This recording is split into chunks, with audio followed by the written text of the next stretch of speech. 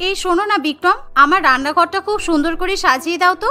দেখতে ভীষণ পুরানো মনে হচ্ছে, আর যখন ক্যামেরা অন করি তখন রান্নাঘরের রংটা খুব ফিকে হয়ে যায়। তাই তুমি রান্নাঘরটা আবার নতুন করে তৈরি করো।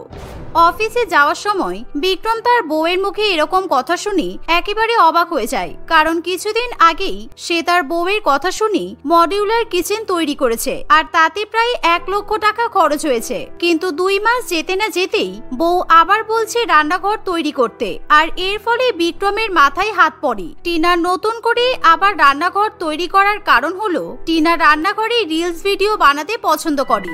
তোমার কি মাথা খারাপ হয়ে গেছে টিনা? এই তো কিছুদিন আগে তোমার কথা শুনে মডিউলার কিচেন বানিয়ে দিলাম, আবার এখন বলছো নতুন করে রান্নাঘর তৈরি করে দিতে। আমি কোথা থেকে এত টাকা পাবো? মায়ের ওষুধের খরচা, তোমার শপিং এর খরচা সব বহন করে আবার নতুন রান্নাঘর? অসম্ভব ব্যাপার। সেটাই, শাশুড়ি মায়ের ওষুধ খরচার সময় তোমার কাছে টাকা আছে, আর আমি কবে থেকে বলছি আমাকে একটা নতুন ফোন কিনে দাও, কারণ আমি রান্নাঘরে হাই কোয়ালিটির রিল বানাই। সেই বেলায় তোমার কাছে টাকা নেই, আর এখন রান্নাঘরও ঠিক করে দেবে না বলছো। আমার ভালো লাগে না এসব। এইভাবে টিনা বিক্রমের সঙ্গে ঝগড়া করতে শুরু করে, ফলে বিক্রমের কিছু করার থাকে না। সে নিজের নামে ফিক্সড ডিপোজিটের টাকা ভেঙে বউকে নতুন ফোন কিনে দেয়, আর রান্নাঘর খুব সুন্দর করে সাজিয়ে তোলে। তারপর থেকেই শুরু হয় টিনার রান্নাঘরে রিল পাগলামি। সে সারাদিন রান্নাঘরে পড়ে থাকে শুধুমাত্র রিল বানানোর জন্য। একদিন সকালবেলা রান্নাঘরে ঢুকে টিনা ফোনের ক্যামেরা অন করে রিলস বানাতে শুরু করে। আজকে আমি আপনাদেরকে শেখাবো কিভাবে কালো জিরে দিয়ে আলুর তরকারি বানাতে হয়। প্রথমে তেলের উপর আলুটা ভালো করে ভেজে নেবেন। সেই তেলের মধ্যেই অল্প করে কালো জিরে ছড়িয়ে দেবেন, আর জল দিয়ে ফোটালেই তৈরি হয়ে যাবে আমাদের কালো জিরে দিয়ে আলুর তরকারি। আর যতক্ষণ আলুর তরকারি ফুটছে ততক্ষণ আমি আপনাদেরকে একটা নাচ দেখিয়ে দিই। এই বলে টিনা উদম নাচানাচি করতে শুরু করে। একদিকে তার তরকারি হতে থাকে আর অন্যদিকে টিনা নাচানাচি করতে থাকে। এমন সময় শাশুড়ি মায়ের প্রচন্ড পরিমাণে খিদে পেয়ে যায়, আর সে কিছুতেই বসে থাকতে পারে না। তাই সে হঠাৎ করে রান্নাঘরে চলে আসে আর দেখে যে বৌমা ফোনের সামনে দাঁড়িয়ে দাঁড়িয়ে নাচানাচি করছে। আর কমলা দেবী কিছু বুঝতে না পেরেই ক্যামেরার সামনে চলে আসে। তুমি কি পাগল হয়ে গেছো? ফোনের সামনে এরকম নাচছো কেন? আর তুমি তো অনেকক্ষণ আগে বললে যে আমাকে রুটি আলুর তরকারি করে দেবে। তোমার এখনো আলুর তরকারি হয়নি? রান্নার তো ঢক পথ কিছুই জানো না, তারপর আবার ফোনের সামনে নাচানাচি করার নাটক। এভাবেই কমলা দেবী ক্যামেরার সামনে এসে অজান্তেই কথা বলতে থাকে। এর ফলে টিনা প্রচন্ড পরিমাণে রেগে যায়, কারণ সবকিছু রিলে রেকর্ড হয়ে যায় আর তার সমস্ত ভিডিওটাই নষ্ট হয়। কিন্তু ততক্ষণ লাইভ ভিডিও আপলোড হয়ে যায়, আর দর্শক বন্ধুরা বৌমার রান্নাঘরের ব্যাপারে সবকিছুই জেনে যায়। ইতিমধ্যেই সকলে হাহা রিয়াক্ট দিতে শুরু করে। তাই তাড়াতাড়ি করে টিনা ক্যামেরা বন্ধ করে দেয়, আর এভাবে তার রিল নষ্ট হয়ে যাওয়ার জন্য সে তার শাশুড়ি মায়ের সঙ্গে ঝগড়া শুরু করে। মা, আপনার মাথায় কি গোবর পোড়া? আপনি আমার ফ্যানেদের সামনে এভাবে কথা শুনিয়ে দিলেন। আপনার সব কথা ক্যামেরায় রেকর্ড হয়েছে। আমার আলুর তরকারির ভিডিও, নাচের ভিডিও আপনার জন্য পন্ড হয়ে গেল। আমি রিল বানাচ্ছিলাম আর আপনি দিলেন তো ভেস্তে। তোমাকে আর রিল করতে হবে না। সারাদিন রান্নাঘরে পড়ে আছো, ক্যামেরা খুলে রিল বানাচ্ছে। আমাকে খেতে দেওয়ার কোনো সময় জ্ঞান আছে তোমার? ওদিকে আমার ওষুধ খেতে দেরি হয়ে গেল, আমাকে তাড়াতাড়ি খেতে দাও। এই বলে শাশুড়ি মা বাইরে চলে যায়, আর টিনা তখনই তার শাশুড়ি মাকে রুটি এবং আলুর তরকারি খেতে দেয়। আর কোনো মতে সেও জলখাবার খাওয়ার পর আবার রান্নাঘরে ঢুকে পড়ে, কারণ এবার দুপুরে রান্নাঘরে রিল ভিডিও হবে। দুপুরবেলা সে ঠিক করে সে তার দর্শক বন্ধুদের জন্য মটন বিরিয়ানি এবং চিকেন কষা বানাবে, আর তার রিল ভিডিও তৈরি করবে। সেই জন্য সমস্ত সরঞ্জাম সে তৈরি করে আর ফোনের ক্যামেরা অন করে নেয়। আজকে আমি আপনাদেরকে শেখাবো রেওয়াজি খাসি দিয়ে কিভাবে মটন বিরিয়ানি বানাতে হয়, আর তার সাথে কমপ্লিমেন্টারি হলো চিকেন কষা। আর আমি আমার প্রথম 50 জন দর্শক বন্ধুদের আমার বাড়ি থেকে মটন বিরিয়ানি আর চিকেন কষা পাঠাবো। তাই তাড়াতাড়ি প্রথম 50 জন দর্শক বন্ধু আমার রিলে কমেন্ট করো, আর অবশ্যই নিজেদের অ্যাড্রেস বলে দেবে কিন্তু। এভাবে টিনা ক্যামেরার সামনে মটন বিরিয়ানি এবং চিকেন কষা রান্না করতে থাকে, কিন্তু সে রান্নার র জানে না। তবুও রিলের জন্য সবকিছু করতে থাকে। রান্নার স্বাদ যেমনই হোক না কেন, রিলে তার রান্নাকে বেশ ভালোই দেখতে লাগে। তাই তাড়াতাড়ি করে অনেকেই তার ভিডিওতে অ্যাড্রেস কমেন্ট করতে থাকে, আর টিনা প্রচুর প্রচুর কমেন্ট পেয়ে খুবই খুশি হয়। তার রিল বানানো শেষ হয়ে গেলে টিনা তার 50 জন দর্শক বন্ধুদের জন্য বিরিয়ানি এবং চিকেন কষা প্যাক করতে শুরু করে। এই, তুমি বিরিয়ানি চিকেন কষা কাকে পাঠাবে? এখানে তো নেই করে 50 জনের খাবার আছে। একটাও জিনিসপত্র নষ্ট করবে না। আমার ছেলেটা খাটতে খাটতে রক্ত জল করে দিচ্ছে, আর তুমি এসব করে টাকা নষ্ট করছো। শুনুন, আমাকে বেশি জ্ঞান দিতে আসবেন না। আর আপনি তো জীবনে আমার রান্নার কদর বুঝলেন না, আর আপনি তো জীবনে আমার রান্নার কদর করলেন না। তাই জন্য আমি আমার দর্শক বন্ধুদের খাওয়াচ্ছি, আর ওরা আমার রিল ভিডিও দেখে। আপনি দেখবেন আমি একদিন এই রিল ভিডিও করেই অনেক অনেক টাকা ইনকাম করব। এই বলে টিনা তার 50 জন দর্শক বন্ধুর বাড়িতে মটন বিরিয়ানি এবং চিকেন চাপ হোম ডেলিভারি করে দেয়। দেখতে দেখতে প্রায় বেশ কিছুদিন কাটে, আর সে সারাদিন রান্নাঘরে রিল বানানোর জন্য পড়ে থাকে। আর একদিন সে ঠিক করে রাত্রিবেলা রান্নাঘরে ঘুমানোর ভিডিও শুট করবে। বন্ধুরা, তোমরা প্রত্যেকদিন নিজের ঘরে ঘুমাও, কিন্তু আমি রান্না করতে এতই ভালোবাসি আর আমার রান্নাঘর এত সুন্দর, তাই আজকে আমি তোমাদের জন্য রান্নাঘরে ঘুমাবো। Tata, good night. আর এরকমই যদি আমার রান্নাঘরের চ্যালেঞ্জ ভিডিও তোমরা দেখতে চাও, তাহলে কিন্তু আমাকে অবশ্যই কমেন্ট করে জানাবে। এই বলে টিনা ফোনের রিল চালিয়ে রান্নাঘরে ঘুমিয়ে পড়ে, কিন্তু সে জানে না তার রান্নাঘরে ছুঁচো এবং ইঁদুর আছে। আর সে যখন রাত্রিবেলা ঘুমিয়ে পড়ে, তখন তার পায়ে 2-3টে ইঁদুর এবং ছুঁচো এসে কামড়ে দেয়, কিন্তু সে অসাড়ে ঘুমায় বলে কিছুই বুঝতে পারে না। আর সকালবেলা যখন তার ঘুম ভাঙে, তখন সে দেখে যে তার পায়ের আঙুল থেকে রক্ত পড়ছে। এই দেখে সে প্রচন্ড পরিমাণে চিৎকার করে ওঠে। টিনার এরকম চিৎকার শুনে বিক্রম এবং তার মা রান্নাঘরে ছুটে আসে। এই দেখো বিক্রম, রাত্রিবেলা আমাকে ছুঁচো কামড়ে দিয়েছে, পা থেকে কেমন রক্ত পড়ছে, আমার পা ভীষণ ব্যথা করছে। রিলস বানানোর জন্য রান্নাঘরে তুমি আরো বেশি করে ঘুমাও। আজকে ছুঁচো কামড়েছে, কালকে আরশোলে গায়ে উঠবে, পরের দিন টিকটিকি। তখনই বুঝবে তোমার এই রিলস বানানোর চক্করে আমি একেবারে জ্বলে পুড়ে ছাই হয়ে যাচ্ছি। কালকে আমি পার্কে হাঁটতে গিয়েছিলাম, তখন আমাকে আমার বান্ধবীরা বলছিল আমার বৌমা পাগল, ওকে পাগলা গরদে পাঠাতে, কারণ ওরা জানালা দিয়ে দেখেছে আমার বৌমা নাকি রান্না করে ফোনের ক্যামেরা চালিয়ে নাচানাচি করে, গান গায়। এসব কার শুনতে ভালো লাগে? আর এখন ছুঁচো কামড়ে দিল, এরপর কিন্তু আরো বড় বিপদ হবে বৌমা, তাই তুমি এখন এসব বন্ধ করো। এরকম কথা শুনে টিনা ভীষণ পরিমাণে রেগে যায়, কারণ সে জীবন ত্যাগ করতে পারবে, কিন্তু রান্নাঘরে রিল বানানো ত্যাগ করতে পারবে না। আর সেদিন বিক্রম নিজের অফিস কামাই করে বউকে ডাক্তার দেখাতে নিয়ে যায়। আর তারা দুজনে যখন ডাক্তারের চেম্বারে ঢুকে এরকম ছুঁচো কামড়ানোর কথা বলে, তখনই ডাক্তারবাবু টিনাকে দেখা মাত্রই চিনতে পারে। আপনি সেই মিসেস টিনা না, যে রান্নাঘরে নেচে গান করে লোকজনদের রান্না শেখান? আপনাকে দেখেই তো আমি চিনতে পেরেছি। আমার বউ আপনার চ্যানেলের সব ভিডিও দেখে, আর আমার বউয়ের মতো অসংখ্য বউই আছে যারা আপনার চ্যানেলের ফ্যান। ডাক্তারবাবুর এমন কথা শুনে টিনা খুবই খুশি হয়, আর সে গর্ব করে নিজের বরের দিকে তাকিয়ে থাকে। দেখেছো বিক্রম, তুমি আর মা একমাত্র আমার রান্নার কদর করলে না, কিন্তু ডাক্তারবাবু আমার ফ্যান, কারণ ডাক্তারবাবুর বউ রোজ আমার রিল দেখে। থ্যাংক ইউ ডাক্তারবাবু, প্লিজ এভাবে আমার রিলগুলো দেখবেন। আমি আপনার ফ্যান হতে যাব কেন? আমার বইয়ে গেছে আপনার ফ্যান হতে। আর আমার ওয়াইফকেও বলে দিয়েছি জীবনে আপনার রিলস না দেখে। আপনি আপনার 50 জন ফলোয়ারকে মটন বিরিয়ানি আর চিকেন চাপ পাঠিয়েছিলেন, তাই তো? আর সেই 50 জন ফলোয়ারের মধ্যে একজন আমার বউ ছিল, কিন্তু আপনি যা মটন বিরিয়ানি আর চিকেন চাপ রান্না করে পাঠিয়েছিলেন তা একেবারে মুখে দেওয়ার মতো নয়। সেই খেয়ে আমার আর আমার বউয়ের 1 মাস পাতলা পটি হয়েছে। সুতরাং আপনি যদি রান্নাঘরে রিলস বানানো বন্ধ না করেন, আমি আপনার নামে কেস করে দেবো কিন্তু। ডাক্তারবাবুর এমন কথা শুনে টিনা ভীষণ পরিমাণে ভয় পেয়ে যায়, আর বিক্রম অনেক কষ্ট করে নিজের হাসি চেপে রাখে, কারণ সে মনে মনে ভীষণই মজা পায়। কিন্তু ডাক্তারবাবু কিছুতেই টিনার চিকিৎসা করতে চায় না, কারণ সে টিনার উপর প্রচন্ড পরিমাণে রেগে থাকে, আর টিনা এবং বিক্রমকে নিজের চেম্বার থেকে বের করে দেয়। কি হলো টিনা, মুখটা এরকম বাংলার পাঁচের মতো করে আছো কেন? এই নাকি ডাক্তারবাবু আর ওনার বউ তোমার রিলসের ফ্যান? ওরা তোমার রিলসের ফ্যান নাকি লাইট পাখা এসি নাকি অন্য কিছু, সেটা আমি আজকেই বুঝতে পেরে গেছি। সুতরাং দয়া করে তুমি এবার রিল বানানো বন্ধ করো, তা না হলে কিন্তু লোকে বাড়িতে এসে আমাদের কিন্তু পিটিয়ে যাবে বলে দিলাম। আরে তুমি বুঝতে পারছো না, ওসব হিংসাজনক কথাবার্তা। ডাক্তারবাবুর বউ আমার মতো সুন্দর রান্নাঘরে রিল বানাতে পারে না, তাই জন্যই তো আমাকে ডিমোটিভেট করার চেষ্টা করছে। আমি ওরকম একজনের কথা শুনে রিল বানানো বন্ধ করব কেন? বিক্রম তার বউয়ের কথা শুনে একটা দীর্ঘ নিঃশ্বাস ফেলে, আর সে ভালো করে বুঝতে পারে টিনা কিছুতেই রিল বানানো বন্ধ করবে না। তাই বিক্রম একটা ওষুধের দোকান থেকে টিনার পায়ের জন্য ওষুধ কিনে নেয়। আর এভাবেই ধীরে ধীরে টিনা রান্নাঘরে আরো বেশি রিল বানাতে থাকে। সে সকালবেলা ঘুম থেকে উঠে রান্নাঘরে গিয়ে রিল বানায়, দুপুরবেলা রান্নাঘরে রিল বানায়, এমনকি রাত্রিবেলাতেও রান্নাঘরে রিল ভিডিও বানায়। এভাবেই দেখতে দেখতে কিছুদিন কাটে। একদিন টিনা রান্নাঘরে রান্না করার সময় নাচানাচি করে আর রিল ভিডিও করে। এমন সময় তাদের বাড়ির দরজার কলিং বেল বেজে ওঠে, আর টিনার শাশুড়ি মা দরজা খোলে। কি ব্যাপার, আপনারা কারা? আপনারা এরকম করে হাতে দড়ি নিয়ে আমাদের বাড়িতে কি করছেন?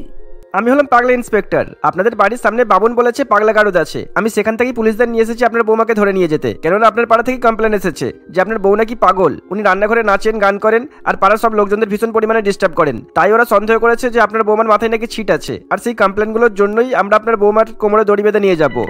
আপনি এসব কি ভুলভাল কথা বলছেন? আমার বৌমা রান্নাঘরে নাচ করে তাই বলে সে পাগল হয়ে গেল? আর আমার বৌমা যা করে তা আমার বাড়ির মধ্যে করে, আর পাড়ার লোকের তাতে কি সমস্যা? আপনারা ভুলেও কিন্তু আমার বাড়িতে ঢোকার চেষ্টা করবেন না। পাগলা গারদে ইন্সপেক্টর কমলা দেবীর কথা কিছুতেই শুনতে চায় না, আর তাই সে জোর করে তাদের অফিসারদের নিয়ে কমলা দেবীর রান্নাঘরে ঢুকে পড়ে। আর তারা তখন দেখে যে সত্যিই টিনা রান্নাঘরে ক্যামেরার সামনে জোরে জোরে নাচানাচি করছে আর গান গাইছে, সেই সাথে রান্নাও করছে আর নিজের মনে বকবক করেই চলেছে। আর এই দেখে তারা মনে করে টিনার মাথায় সমস্যা আছে। ধর ধর পাগলটাকে ধরে একদম কোমরে দড়ি বাঁধ, তারপর টানতে টানতে পাগলা গাড়িতে নিয়ে চল, কেন এর মাথায় ইলেকট্রিক শক দিতে হবে। আর এর মাথা পুরোই খারাপ আছে, মাথায় ছিট না থাকলে এরকম ক্যামেরার দিকে তাকিয়ে তাকিয়ে একা একা কেউ কথা বলতে পারে? না না, এখনকার দিনে ফোনের কারণে এরকম ভাবে মহিলাটা সব পাগল হয়ে যাচ্ছে। তাড়াতাড়ি পাগলাটাকে ধর। এই বলে তারা সবাই মিলে টিনাকে কোমরে দড়ি পরাতে যায়, আর টিনা ভীষণ পরিমাণে ভয় পেয়ে যায়। কি তোমরা আমার কোমরে দড়ি পরাচ্ছ কেন? আমি পাগল নই, তোমরা আমাকে ধরে কোথায় নিয়ে যাচ্ছ? মা আমাকে বাঁচান, এরা আমাকে ধরে নিয়ে যাচ্ছে। আপনি এদেরকে বলুন না আমি পাগল নই, আমি রিল বানাই। আপনাকে রিলস বানাতে হবে না, কারণ আপনার জন্য আপনার পাড়ার লোকেদের ভীষণ পরিমাণে ডিস্টার্ব হচ্ছে, আর তারা সন্দেহ করছে আপনি নাকি পাগল। তাই আপনি পাগলা গাড়িতে চলুন, আর ওইখানে গিয়ে আপনি পাগলা গাড়িদের ভেতরে রিলস বানাবেন। কিন্তু হ্যাঁ, এই বাড়িতে আপনি আর থাকতে পারবেন না। রতনের এমন কথা শুনে টিনা আরো বেশি কাঁদতে শুরু করে। আমাকে ছেড়ে দিন বিক্রম, তুমি কোথায়? এরা আমাকে ধরে নিয়ে যাচ্ছে। আমি প্রতিজ্ঞা করছি আমি আর জীবনে রিল বানাবো না, আমি আর কোনোদিনও ভিডিও বানাবো না। আমাকে দয়া করে ছেড়ে দিন, আমার খুব ভুল হয়ে গেছে, আমি আর জীবনে রিল বানাবো না। এভাবে টিনা ভুলভাল বকছে। এমন সময় বিক্রম তাকে ধাক্কা মেরে ঘুম থেকে তুলে দেয়, আর টিনা ঘুম থেকে উঠে খাটের উপর বসে বুঝতে পারে সে এতক্ষণ ধরে দুঃস্বপ্ন দেখছিল, আর তাকে সত্যি সত্যি পাগলা গারদে ধরে নিয়ে যাওয়া হচ্ছে না। কিন্তু সে স্বপ্নের মধ্যে বুঝতে পারে পরবর্তীকালে সে যদি রিল ভিডিও নিয়ে এরকম ভাবে পাগলামি করে তাহলে তার ভবিষ্যতে এরকমই পরিণতি হতে পারে। জানো তো, কদিন ধরে আমি আমার রিল ভিডিওতে খুব নেগেটিভ কমেন্ট পাচ্ছি। সবাই বলছে আমি নাকি পাগল, আর আমাকে পাগলা গারদে পাঠানো উচিত, কারণ রান্নাঘরে কেউ নাকি এরকম নাচ গান করতে পারে না। আমি আর এরকম রিল বানাবো না, কারণ আমি কিছুতেই পাগলা গারদে যেতে চাই না বিক্রম। এমন কথা শুনে বিক্রম খুবই খুশি হয়। তারপর থেকে টিনা কখনোই রান্নাঘরে রিল বানায় না, সে স্বাভাবিকভাবে রান্নাঘরে সকলের জন্য রান্না করে। প্রেরণা তার মা কমলা দেবী এবং বাবা শ্যামল বাবুর সঙ্গে বাস করে। মেয়ের যখন বিয়ের বয়স হয়ে যায় তখন তার বাবা মা এক ধনী পরিবারের ছেলে দেখে মেয়ের বিয়ে দিতে চায়। ফলে তারা প্রেরণার সঙ্গে রতনের বিয়ে ঠিক করে। রতন তাদের পাশের গ্রামে তার বাবা বিমল বাবু এবং মা রচনা দেবীর সঙ্গে বাস করে। রতন দেখতে খুবই সুন্দর এবং হ্যান্ডসাম ছিল, এর ফলে প্রেরণা তাকে খুবই পছন্দ করে। আর প্রেরণার মাথার চুল খুবই ঘন কালো ও লম্বা ছিল বলে ছেলের বাড়ি থেকে যখন মেয়েকে দেখতে আসে সেই সময়, দাদা আপনার মেয়েকে আমাদের খুব পছন্দ হয়েছে, আর আপনার মেয়ের মাথার চুল এত সুন্দর আমি তো চোখ ফিরিয়ে নিতেই পারছি না, তাই আমি চাই পরের মাসের মধ্যেই আমার ছেলের সঙ্গে আপনার মেয়ের বিয়ে দিতে। আচ্ছা ঠিক আছে, তাহলে যখন আমার মেয়ের সঙ্গে আপনার ছেলের বিয়ের পাকা দেখা হয়ে গেল, তাহলে কিছুদিন পর আমি আমার পরিবার নিয়ে আপনাদের বাড়িতে যাব। তাহলে আমাদের মধ্যে আত্মীয়তা আরো বেড়ে যাবে। আর আমার মেয়ের মনে মনে ইচ্ছা যে সে তার হবু শ্বশুর বাড়িতে গিয়ে সবকিছু দেখে নেবে, তাহলে বিয়ের পর সংসার করতেও খুব সুবিধা হবে। আচ্ছা মানে ঠিক আছে, কোনো ব্যাপার না, আমরা তাহলে আপনাকে ফোন করে দিনক্ষণ জানিয়ে দেব। এভাবেই রতন এবং প্রেরণার বিয়ে পাকা হয়ে গেলে রতন তার বাবা মাকে নিয়ে নিজের বাড়িতে ফিরে যায়। আর প্রেরণা মনে মনে খুবই উৎসাহিত থাকে যে এক সপ্তাহের মধ্যেই সে তার হবু শ্বশুর বাড়িতে তার বাবা মায়ের সঙ্গে যাবে এবং সেখানে খাওয়া দাওয়া করে সকলের সঙ্গে খুবই গল্প করবে এবং মজা করবে। কিন্তু হঠাৎ করে একদিন তার শ্বশুর বাড়ির লোকেরা শ্যামল বাবুকে ফোন করে নিজেদের বাড়িতে যেতে নিষেধ করে দেয়। তুই মন খারাপ করিস না মা, আমাকে তোর হবু শ্বশুর বাড়ি থেকে ফোন করেছিল। ওনাদের বড় বাড়ি, কি সব সারানো গোছানোর কাজ চলছে, আর সারা বাড়িতে ফার্নিচার ছড়িয়ে ছিটিয়ে আছে, তাই জন্য এখন আমাদেরকে যেতে বারণ করেছে। বলেছে একেবারে বিয়ের পর শ্বশুর বাড়ি দেখতে। কিন্তু বাবা ওরা তো আগে এই ধরনের কথা বলেনি, কিন্তু এখন আমাদের ওদের বাড়িতে যাওয়া ক্যান্সেল করে দিল কেন? আমার বিষয়টা ভালো লাগছে না, আমার মন খারাপ করছে বাবা। তুই মন খারাপ করিস না মা, তোর তো সামনে বিয়ে, সেই জন্যই তো শ্বশুর বাড়িটা মেরামত করছে আর কি। আমাদেরও তো বাড়িতে অনেক কাজ আছে, তাই তুই বিয়ের পর একবার নিজের শ্বশুর বাড়িতে গিয়ে উঠিস কেমন? তুই এখন একদম মন খারাপ করবি না, তুই ভাগ্য করে এত ভালো শ্বশুর বাড়ি পেয়েছিস, বুঝলি? বাবার কথা শুনে মেয়ে কোনো মতে নিজের মনকে মানিয়ে নেয়, কিন্তু প্রেরণার মনে কোথাও একটা শ্বশুর বাড়ি নিয়ে খটকা লেগেই থাকে। দেখতে দেখতে ক্যালেন্ডারের পাতায় বেশ কিছুদিন কাটে এবং রতন ও প্রেরণার বিয়ের দিন এগিয়ে আসে, আর তাদের দুজনের খুবই ধুমধাম করে বিয়ে হয়ে যায়। বিয়ের পর আজকে সকাল সকাল আমার ঘুম ভেঙে গেছে। যাই শাশুড়ি মা শ্বশুর মশাইয়ের ঘরে যাই, আর ওনারা কি জলখাবার খাবে জিজ্ঞাসা করে নি, তাহলে তাড়াতাড়ি আমি রান্না বান্না শুরু করে দিতে পারবো। আর আজকে আমার শ্বশুর বাড়িতে রান্না করার প্রথম দিন। এই বলে নতুন বউ খুশিমণি তার শ্বশুর এবং শাশুড়ি মায়ের রুমে চলে যায়। কিন্তু প্রেরণা দেখে যে আয়নার সামনে বসে তার শ্বশুর মশাই এবং শাশুড়ি মা মাথায় নকল চুল লাগাচ্ছে, অর্থাৎ তারা দুজনেই টাক মাথা, আর তাদের মাথায় একটাও চুল নেই। নিজের টাকলা শ্বশুর মশাই এবং টাকলি শাশুড়ি মাকে দেখে প্রেরণা ভীষণ পরিমাণে ভয় পেয়ে যায়, আর সে নিজের চোখে বিষয়টা মেনে নিতে পারে না। না, এটা হতে পারে না। সাত সকালবেলা এটা আমি কি দেখলাম? আমার শাশুড়ি মা শ্বশুর মশাই দুজনের মাথাতেই চুল নেই, এটা কি করে হতে পারে? কারণ ওরা যখন আমাকে দেখতে গিয়েছিল তখন তো ওদের মাথায় অনেক চুল ছিল। তার মানে এরা আমাদেরকে মিথ্যা কথা বলেছে। এসব কথা চিন্তা করে নতুন বউয়ের মাথা ভীষণ পরিমাণে ঘোরাতে শুরু করে, আর সে দৌড়ে নিজের ঘরে চলে যায়। আর সেখানে গিয়ে সে আর এক রকম দৃশ্য দেখে, যার জন্য প্রেরণা একেবারেই প্রস্তুত ছিল না। সে দেখে যে তার স্বামী পর্যন্ত আয়নার সামনে বসে নকল চুল লাগাচ্ছে। প্রেরণার শ্বশুরবাড়ির সকলের মাথায় এক প্রস্তর বিস্তৃত টাক ছিল। এরকম দৃশ্য দেখে প্রেরণা কিছুতেই সহ্য করতে পারে না, আর প্রেরণা বারান্দায় সোফার উপর বসে বসে জোরে জোরে কাঁদতে শুরু করে দেয়। হে ঈশ্বর, তুমি আমাকে কোন জন্মের পাপের শাস্তি দিলে? আমি তোমার কি ক্ষতি করেছি যে তুমি আমার শ্বশুর বাড়ির সবাইকে টাকলা করে দিলে, আর বিয়ের আগে আমি সেটা জানতে পর্যন্ত পারলাম না? আমার মাথায় এত সুন্দর লম্বা ঘন চুল, আর আমার শ্বশুর বাড়ির সবাই টাক মাথা। আমার স্বামীর মাথায় চুল পর্যন্ত নেই। আমি কি করে এরকম টাক মাথা শ্বশুর বাড়িতে সংসার করব? প্রেরণা এরকম ভাবে কান্নাকাটি করছে। সেই সময় তার শাশুড়ি মেয়ে এবং শ্বশুর মশাই ও স্বামী সব কথা শুনতে পায়, আর তারা নিজেদের কাজের উপর ভীষণ পরিমাণে লজ্জা পেয়ে যায়, কারণ তারা বিয়ের আগে প্রেরণা এবং তার বাবা মাকে নিজেদের টাকমাথা হওয়ার ব্যাপারে কিছু জানায় না। ফলে তারা লজ্জায় নতুন বৌমার সামনে মুখ তুলে দেখতে পর্যন্ত পারে না। বৌমা, তুমি আমাদেরকে ক্ষমা করে দাও। আমরা জানি যে তোমার সঙ্গে আমরা অনেক ভুল করেছি, আর আমরা তিনজনের টাকমাথা হওয়া সত্ত্বেও তোমাকে কিংবা তোমার বাবা মাকে আমরা কিছুই জানাইনি। বিশ্বাস করো, আমরা যদি এই কাজটা না করতাম তাহলে আমাদের টাকমাথা ছেলের কোনোদিনও যে বিয়ে হতো না। তোমাকে দেখতে খুবই সুন্দরী, আর তোমার চুলও খুব সুন্দর। সেই জন্যই তোমাকে বাড়ির বউ হিসেবে আমাদের খুব পছন্দ হয়েছিল। তাই আমরা সত্যি কথাটা একেবারে বেমালুম চেপে দিয়েছিলাম। কিন্তু তুমি কিছু মনে করো না বৌমা, তোমাকে আমরা অনেক সুখে রাখবো। তুমি আমাদের ধনী পরিবারে খুব সুখে থাকবে। আমার এরকম একটা টাকমাথা ধনী শ্বশুর বাড়িতে সুখে থাকতে বয়েই গেছে। আপনারা বুঝতে পারছেন না কেন? আমার বাবা মা কিংবা আত্মীয় স্বজন যদি জানতে পারে যে আমার এরকম একটা টাকমাথা পরিবারে বিয়ে হয়েছে, তাহলে আত্মীয় স্বজনের মাঝখানে আমার আর কোনো সম্মান থাকবে না। সবাই আমার উপর হাসাহাসি করবে। আর আমার মাথায় এত বড় চুল, সেখানে আমার শ্বশুর বাড়ির সকলের মাথায় টাক, এটা হতে পারে না।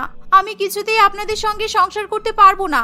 আমি চাই না এই বিষয়ের কারোর মধ্যে জানাজানি হোক। প্রেরণার মুখে এমন কথা শুনে তার স্বামীর ভীষণ পরিমাণে খারাপ লাগে। মা, বাবা, আমি তোমাদেরকে বলেছিলাম যে প্রেরণাকে বিয়ের আগে সব সত্যি কথা বলে দাও। আমার মিথ্যা কথা বলে বিয়ে করার দরকার নেই। তাতে যদি সারা জীবন আমাকে অবিবাহিত থাকতে হয়, আমার কোনো অসুবিধা হতো না তাতে। কিন্তু এরকম মিথ্যা কথা বলে তোমরা একটা মেয়ের জীবন নষ্ট করে দিলে। প্রেরণা অনেক আশা আকাঙ্ক্ষা নিয়ে এখানে সংসার করতে এসেছে। প্রেরণা কিছুতেই এসব কথাবার্তা মেনে নিতে পারে না। অন্যদিকে প্রেরণার বাবা মা নিজের মেয়ে এবং তার শ্বশুরবাড়ির লোকেদের জন্য অনেক উপহার নিয়ে বাড়ির দরজার বাইরেই দাঁড়িয়েছিল, আর তারা সমস্ত সত্যি কথা শুনে ফেলে। এর ফলে প্রেরণার বাবা মাও প্রচন্ড পরিমাণে রেগে যায়। কিন্তু শেষ পর্যন্ত আপনারা আমাদেরকে এইভাবে ঠকালেন। আমরা তো ভেবেছিলাম আমার মেয়ের মাথায় যেমন সুন্দর চুল আছে সেই রকম ঠিক আপনাদের মাথাতেও চুল আছে, কিন্তু আপনারা নকল চুল পরে ঘুরে বেড়াচ্ছিলেন। ছি ছি ছি, আমি আপনাদের নামে মানহানির মামলা করব, যাতে আপনাদেরকে পুলিশে তুলে দেওয়া যায়। হ্যাঁ, আমার স্বামী একদম ঠিক বলেছে। আর প্রেরণা, তোকে এই পরিবারে সংসার করার কোনো দরকার নেই। তুই আমাদের সঙ্গে বাড়িতে ফিরে চল। আমরা তোকে আবার ভালো ছেলে দেখে বিয়ে দেব, যার মাথায় আসল চুল থাকবে, নকল চুল নয়। এই কথা বলে শ্যামলবাবু কমলা দেবী তাদের মেয়ে শ্বশুরবাড়ির লোকেদেরকে ভীষণ পরিমাণে অপমান করে। ফলে টাকমাথা শ্বশুরবাড়ির সকলেই চুপ করে দাঁড়িয়ে থাকে, কারণ সত্যিই তারা মিথ্যা কথা বলেছে, আর তারা অনেক বড় ভুল করেছে। মা, তুমি চুপ করো। আর বাবা, তোমাকে পুলিশে জানাতে হবে না। আমার যখন একবার এরকম টাকমাথা পরিবারে বিয়ে হয়েছে, তখন আমি এখানেই সংসার করব, কারণ আমি এখন বাপের বাড়িতে ফিরে গিয়ে নিজের অসম্মান করাতে চাই না। লোকে যদি আমাকে জিজ্ঞাসা করে বাপের বাড়িতে কেন ফিরে এসেছি, তখন আমি কি বলবো? যে আমার শ্বশুর বাড়ির লোকেরা টাকলা বলে আমি ফিরে গেছি? এটা কখনো হয় না বাবা। তোমরা চলে যাও, আমি এদের সঙ্গে নিজেকে ঠিক মানিয়ে নেব। প্রেরণার মুখে এমন কথা শুনে তার বাবা মা একেবারে চুপ করে যায়, কারণ মেয়ের কথাগুলো শুনতে খারাপ লাগলেও তার কথাগুলো একেবারে বাস্তব কঠিন সত্য ছিল। ফলে প্রেরণার বাবা মা কোনো উপহার না দিয়েই শুধুমাত্র নিজের মেয়েকে উপহার দিয়ে সেখান থেকে রাগ করে চলে যায়। অন্যদিকে নতুন বৌমা সংসার ছেড়ে যাচ্ছে না বলে তার শ্বশুর মশাই, শাশুড়ি মেয়ে এবং স্বামী খুবই খুশি হয়। প্রেরণা অনেক কষ্ট করে সকলের সঙ্গে মানিয়ে নিয়ে সংসার করতে শুরু করে। নতুন বৌমা, তোমার মাথার চুল কি সুন্দর, একেবারে ঘন কালো লম্বা। আমার ছেলের বউয়ের মাথার চুল যদি এত সুন্দর হতো তাহলে আমি ওকে একেবারে মাথায় করে রাখতাম। তোমার দুর্দশা দেখে আমার খুব খারাপ লাগছে বৌমা, যে তোমার শ্বশুর বাড়ির সবাই টাক মাথা। বিশেষ করে তোমার শাশুড়ির মুখের দিকে তো তাকানোই যায় না, কারণ মহিলা হওয়া সত্ত্বেও ওর মাথায় কিন্তু একটাও চুল নেই। ছাড়ুন কাকিমা, এখন এসব কথা বলে তো কোনো লাভ নেই। আর আমি আমার কপালকে তো মেনেই নিয়েছি। আর আমার এখন এরকম টাকমাথা শ্বশুরবাড়ির লোকেদের সঙ্গে সংসার করতে কোনো সমস্যা হচ্ছে না, তাই আপনি এত চিন্তা করবেন না। যাই, আমার অনেক রান্না বান্না বাকি আছে, সবার জন্য রান্না বান্না করতে হবে। এই বলে প্রেরণা মন খারাপ করে শ্বশুর বাড়িতে চলে আসে। আর শ্বশুর বাড়ির সকলেই তাদের টাক মাথা নিয়ে প্রেরণার চোখের সামনে ঘুরে বেড়াতে থাকে। আর যখন তারা বাইরে বেরোয় তখন তারা মাথায় উইগ পরে নেয়। এভাবেই দেখতে দেখতে কিছুদিন কাটে। একদিন, মা, আমি কাজের জন্য শহরে যাচ্ছি, তাই তোমাদের কোনো কিছু আনতে হলে আমাকে একটা লিস্ট বানিয়ে দাও। আমি সেই লিস্ট অনুযায়ী তোমাদের জন্য সবকিছু নিয়ে চলে আসবো। না না, আমাদের জন্য কিছু নিয়ে আসতে হবে না। তুই বৌমার জন্য ভালো ভালো উপহার নিয়ে আসিস, কারণ ওর মাথায় অনেক ঘন কালো লম্বা চুল আছে। আমাদের গ্রামে তো ভালো শ্যাম্পুও পাওয়া যায় না, তাই শহর থেকে শ্যাম্পু, কন্ডিশনার আর লম্বা চুলের জন্য তেল, ক্লিপ, তুই সবকিছুই নিয়ে আসবি, কেমন? রতন তার মায়ের কথা শুনে শহরে চলে যায়। আর অন্যদিকে নতুন বৌমা, শ্বশুরমশাই এবং শাশুড়ি মা পার্কে ঘুরতে গেলে নতুন বৌমা তাদের স্টোর রুমে গিয়ে সবকিছু পরিষ্কার করতে শুরু করে। আর স্টোর রুমে সমস্ত কিছু ছড়ানো ছিটানো অবস্থায় দেখে অনেক জিনিস স্টোর রুমে রাখা আছে। আমি তাহলে আমার ঘরে যে জিনিসগুলো ব্যবহার হচ্ছে না সেগুলো বরঞ্চ স্টোর রুমে নিয়ে এসে রেখে দিই, তাহলে আমার ঘরটাও একটু ফাঁকা হবে আর আমার নিজের ঘরটা আমি পরিষ্কার করে নেব। এই বলে প্রেরণা সেই ঘরটা পরিষ্কার করতে শুরু করে। আর তখন তার শাশুড়ি মায়ের একটা পুরানো ডায়েরি তার হাতে পড়ে। সেই ডায়েরির মধ্যে তার শাশুড়ি মা, শ্বশুর মশাই এবং স্বামীর টাকমাথা হয়ে যাওয়ার কারণ একেবারে জলজল করে লেখা থাকে। আর সেই ডায়েরি পড়া মাত্রই নতুন বৌমার চোখে জল চলে আসে। সেই ডায়েরিতে রচনা দেবী লিখে রেখেছিল, হে ঈশ্বর, আমাদেরকে ক্ষমা করে দাও। আমরা তো এই সত্যি কথাটা কারোর সামনে স্বীকার করতে পারি না। আজ থেকে 5 বছর আগে যদি ওই টাকমাথা বয়স্ক মহিলাটাকে নিয়ে আমরা সবাই মিলে হাসাহাসি না করতাম, তাহলে আজকে আমাদের এই দিন দেখতে হতো না। একমাত্র ওই কারণেই আমাদের আজকে এই অবস্থা হয়েছে। আসলে আজ থেকে 5 বছর আগে এক টাকমাথা বয়স্ক মহিলা রাস্তায় দাঁড়িয়ে দাঁড়িয়ে ভিক্ষা করছিল। সেই সময় রচনা দেবী তার স্বামী এবং ছেলেকে নিয়ে গাড়ি করে গ্রামের রাস্তায় ঘুরতে বেরোয়। আর তাদের মাথায় তখন অনেক ঘন কালো চুল ছিল। সেই সময়, ওই দেখো, বুড়ি মহিলাটার মাথায় একটাও চুল নেই, কি বিচ্ছিরি দেখতে লাগছে। ছি ছি ছি ছি, ওকে 1 টাকাও ভিক্ষা দেব না। আর এই বুড়ি, তুই একদম আমাদেরকে ছুবি না, তাহলে আমরাও তোর মতো টাক হয়ে যাব। যা এখান থেকে, পালা। সত্যি এরকম টাকমাথা মহিলা চোখে দেখা যায় না। ঠিক আছে, ওদেরকে ভিখারি মনে করে নাও, ওদের দিকে ফিরে তাকিও না, একদম বাজে লাগছে দেখতে। এরকম টাকমাথা মহিলা তো চোখে সহ্যই করা যাচ্ছে না। এই কথা বলা মাত্রই সেই টাকমাথা বয়স্ক বৃদ্ধা মহিলা ভীষণ পরিমাণে রেগে যায়। আর সে সকলের সামনে রেগে গিয়ে তাদেরকে অভিশাপ দেয় যে তাদের মাথার সমস্ত চুল ঝরে পড়ে যাবে। আর যারা মানুষের সম্মান করতে পারে না তাদের এই পৃথিবীতে সম্মান করার কোনো যোগ্যতা নেই। এরকম অভিশাপ পেয়ে কিছুদিনের মধ্যেই রচনা দেবী, বিমলবাবু এবং রতনের মাথায় টাক পোকা লেগে যায়। আর তাদের মাথা থেকে সমস্ত চুল ঝরে গিয়ে তারা টাক মাথা হয়ে যায়। এই ঘটনা যখন নতুন লম্বা চুল মাথা বৌমা জানতে পারে তখন তার চোখে কষ্টের জল চলে আসে। আর তার স্বামী, শ্বশুরমশাই এবং শাশুড়ি মা যখন বাড়িতে ফিরে আসে তখন প্রেরণা সকলের সামনে সেই ডায়েরিটা দেখিয়ে বলে, আপনাদের সাথে যা হয়েছে সেটা ঠিক হয়নি, কিন্তু আপনারাও একটা টাকমাথা বয়স্ক বৃদ্ধা মহিলার মজা উড়িয়ে ঠিক করেননি। আমিও সেরকম ভুল করতে যাচ্ছিলাম, কারণ আপনাদেরকে নিয়ে আমিও মনে মনে হাসাহাসি করতাম। আর আমার বড় চুল বলে আমার খুব অহংকার ছিল। আজকের পর থেকে আমি আর আপনাদের টাকমাথা নিয়ে কখনো আপনাদের উপর হাসি মজা করব না। আমাকে ক্ষমা করে দিন। ঠিক আছে বৌমা, তুমি যখন সত্যি কথা জানতে পেরেই গেছো তখন আর তোমাকে কিছু বলার দরকার নেই। আর তুমিও আমাদেরকে ক্ষমা করে দিও, কারণ তোমার জীবনের এরকম দুর্দশার জন্য আমরাই দায়ী, কিন্তু তোমাকে আমরা সারা জীবন খুবই সুখে রাখবো। এভাবে প্রেরণা খুশিমণি তার টাকমাতা শ্বশুরবাড়ির লোকেদেরকে আপন করে নেয়। আর সেদিনের পর থেকে সে তার পরিবারের সঙ্গে হাসি খুশি সংসার করতে থাকে।